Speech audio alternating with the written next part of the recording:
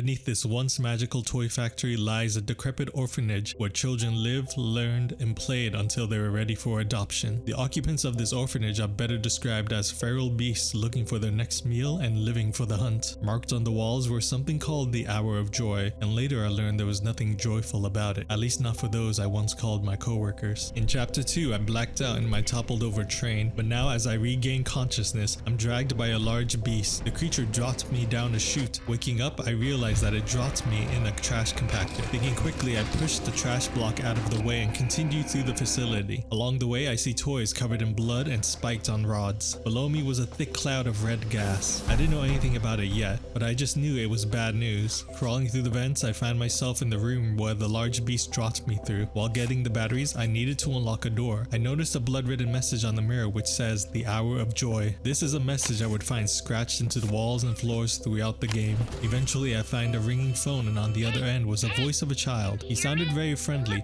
and helped me by giving me a battery through the transport tubes of the facility. Shortly after, I see the aftermath of the train wreckage that I was in. The voice on the phone told me that is where Catnap found me and that I shouldn't be mad at Poppy for betraying me. She needed me, and apparently others in the facility needed me as well. My best bet of making it out safely was to cooperate with them. I was to head to the Playcare area, which has become the home of Catnap, the last of the smiling critters. But it was not only his home, but also his church and his hunting ground. The voice on the phone then introduced himself as Ollie, who will keep in touch with me. With no choice of going back, I proceeded forward and entered the cable car. As the cable car was traveling to a large dome, a video started playing and gave me the origins of how Playcare came to be. It was an orphanage for children to learn and play, but unknown to most, this Playcare was located deep underground under the toy factory within a giant dome. As I entered the dome, I see a courtyard below and the walls were painted on with cloudy blue skies. It was hard to believe that children actually liked being here. Ollie then let me know that under the smiling critter statues was a room that powered the entire Playcare. In that room, he said he could give me a key. Heading into the room, I acquired a key to the gas production zone. The entrance was located to the left of the cable car that I came in. Entering the gas production zone, Ollie explained how this facility is what was creating the red smoke, and my goal was to divert it to the left part of the machine. I found another instructional video on the Grab Pack 2.0 and what upgrades it provided me. It allowed me to have multiple right hands to switch between, and the air jets in the back would soften my fall. Using the Grab Pack 2.0, I restored power to the gas production console and restarted the system. In the process of transferring the gas, the lights in the console suddenly went out. Ollie called and said that someone killed the power. He sent another key through the tubes which will give me access to the Home Sweet Home building. I was to find the building's backup generator to help restore the power. The Playcare Center was now consumed in darkness, but doing what Ollie asked of me, I got the key and went inside the Home Sweet Home building. The interior mimicked a cozy home, but that wasn't enough to distract me from the bloody toys scattered around. I found that the red smoke had engulfed the building, but with no other choice I stepped into the red smoke. But as soon as I did, the building got darker. I went down an oddly long staircase, which led me to long hallways. Going down the hallways, it seemed to constantly loop.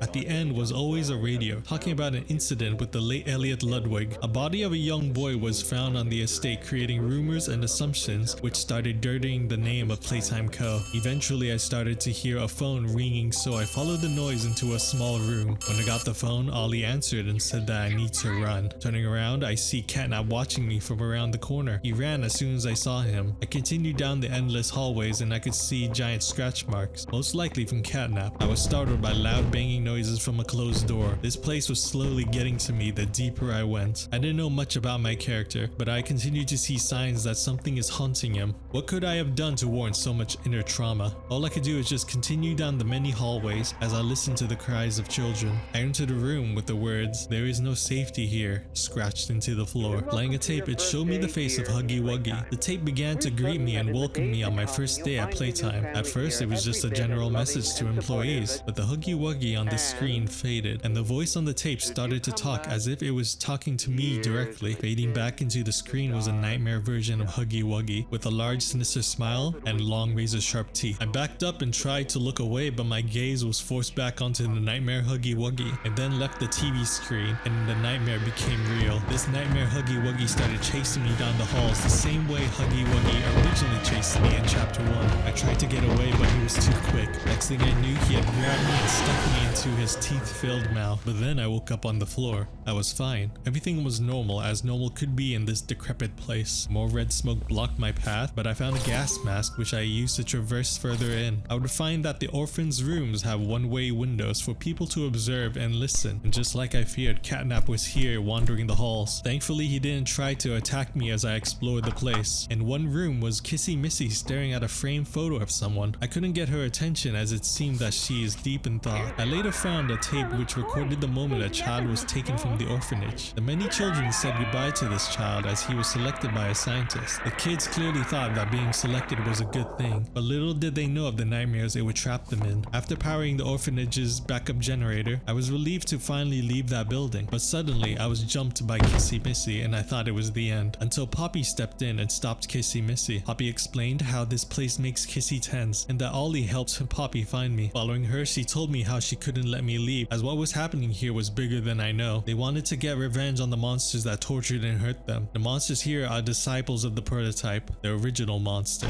With her help, we were able to restore the backup power to the Playcare center. The grand goal for us was to stop the horrors in this place by killing the prototype, but the last obstacle in the way was Catnap. With Ollie's instructions, I took a power cord from the Home Sweet Home building and plugged it into the console under the Smiling Critter statue, but the console still needed more power in order to repower the gas production zone. The next stop was the school, which Ollie stated that Catnap usually leaves alone. The school was very dark and dreary. All I needed to do was power up the backup generator. Before Ollie lost signal to us, he said how we won't be alone in here and that there was someone else in here. Over the school intercom, I hear a voice introduce herself as Miss Delight. Continuing further in, I see a figure shuffle across the hallway. Miss Delight spoke again in the intercom, but this time she stated how she recognized me as someone who used to work here. She was surprised and asked how I was alive. Clearly something had happened that should have guaranteed my end. Miss Delight warned me that I should leave, but I ignored her warnings and continued further into the facility. Finding the school's backup generator, I powered it back on, but as soon as I did, Miss Delight came running out and smashed the generator with a makeshift mace. She chased me through the school, but whenever I looked at her, she would stand still. Using that to my advantage, I was able to avoid her while making my way to the nearest exit, but Miss Delight grew desperate as I neared the exit and chased me, disregarding whether I looked at her or not. I flipped a switch to close the door and luckily the door crushed Miss Delight. With that creepy teacher gone, I acquired a new hand which shot out flares. Following the path ahead, it led me to the outskirts of the Playcare's dome. As I traversed the area, I found Catnap worshipping an idol. I can only assume it was an idol he created to worship the prototype. It was created from many different toys, possibly hinting at the prototype's appearance. This underground route led me to the playhouse, the same place that Ollie was scared of me heading into. A small smiling critter came out of the hole from the wall, but I was able to scare it off by shooting a flare at it. Continuing further in, I found more smiling critters trying to swarm me, but the flare was enough to scare them away. Eventually I found Dog Days, one of the smiling critters, but this Dog Days was strung up with his lower half missing. He referred to me as Poppy's angel, who has come to save them. He warned me of Catnap and what would happen if he caught me. Dog Days' outcome was a result of him resisting the prototype, but as he was speaking he was cut off by a horde of small smiling critters which crawled inside him. The smiling critters used his bodies to crawl towards me. The floor beneath me broke and Dog Days continued to chase me through a series of tunnels. All the while the small smiling critters were trying to cut off my escape routes. Eventually I reached an area where Dog Days couldn't reach, and I escaped by using an elevator which led me to a slide going outside the playhouse. That place was a prison of horrors, one that I was glad to leave. Getting back in contact with Ollie, he was relieved that I made it out alive. Ollie then confirmed that Catnap's shrine was to that of the prototype, which he worshipped as a god. The prototype gave up his freedom to save Catnap's life, so because of that, Catnap was willing to do anything for the prototype. Ollie then sent me a new key, which opened to the council's office building. The goal was to power the generator there, which will help me divert power to the gas production zone. While in the council's office, I could see red smoke flooding areas of it. As I put my red mask on, I saw a Bunzo the Bunny toy suffocate from the red smoke, and at the same time, Catnap quickly ran across and grabbed him, the latest victim to Catnap's hunt. Later, I found a VHS, which was a recording between the prospective adopters and one of the counselors. They were prepared to adopt one of the orphans, but the paperwork identified the child to be in the middle of testing, so they weren't able to adopt him. Prospective adopters freaked out and demanded to know what that meant, but the counselor was just as confused. After I powered the generator back on, I was on my way to leave the counselor's office building, but Catnap ambushed me and destroyed my gas mask. I then started drifting into hallucinations. I saw myself heading towards the factory to find the poppy flower.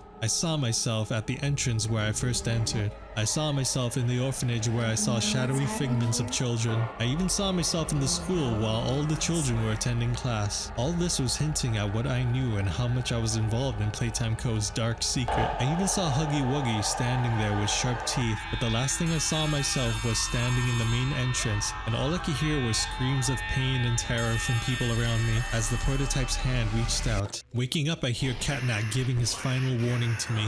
He said, "Leave Playcare or he will be coming for me." As frightening as he was, I really had no choice but to finish what I started. I don't know how long I was out for, but when I left the building, the play center was dark again. I took the power cord from the counselor's office building and plugged it into the console below the statue. I was just a bit short of power, so Ollie gave me a key which I used to open up the Skylight's power box. I then plugged the cord into the console, which gave Ollie enough power for him to send me the fully powered battery. This battery would bring power back to the gas production zone. With no time to waste, I headed back to the gas production zone. But as I was about to put in the battery, Catnap came out in his last attempt to stop me and flooded the room with red smoke. Catnap's appearance then changed into an elongated, emaciated creature with dark, sunken eyes. I ran into an elevator to escape, but he followed me up. I ended up in the facility's panic room, but it was an ideal hunting ground for Catnap.